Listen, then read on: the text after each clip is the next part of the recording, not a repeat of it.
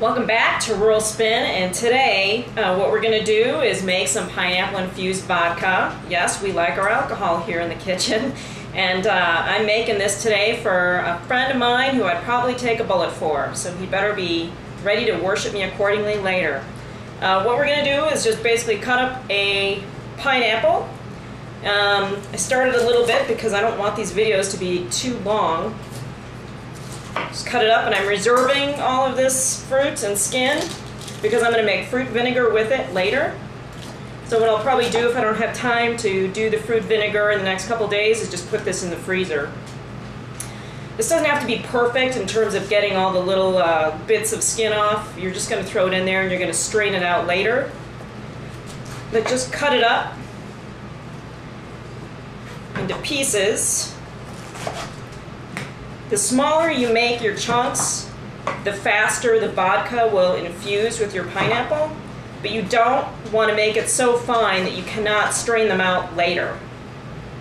So I'm just going to chunk these up, and when I'm done doing that, I'm just going to put them into a large container that will hold a bottle of vodka and the fruit.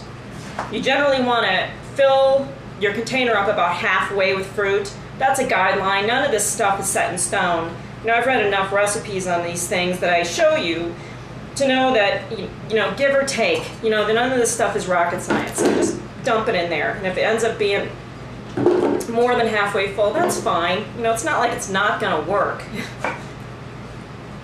So just put this in here.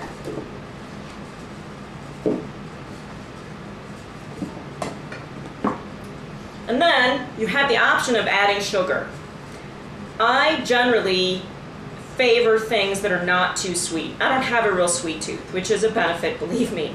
But this pineapple is not quite as sweet as I would want, so I'm going to add maybe 1/8 a cup of sugar. This is a 1/4 cup measure. But I also don't want it to be cough syrup. I don't like that. So you got your sugar in there, your chopped up pineapple, and then your bottle of vodka. I use Smirnoff. You can use whatever you want. Don't forget to remove that little thing on the top, otherwise it'll take forever to pour. And you just dump it in there. Now after it's filled, you'll just keep it on your counter or under a countertop, something like that. And you want to shake it for the first week several times a day, just to make sure that everything is getting well incorporated. After the first week, you know, maybe shake it once a day, and then by then, honestly, you'll forget about it until you have a party. Generally, this stuff's supposed to be ready in a couple of weeks. I like to leave it sit for like 4 because I want the fruit flavor to really be infused in the vodka.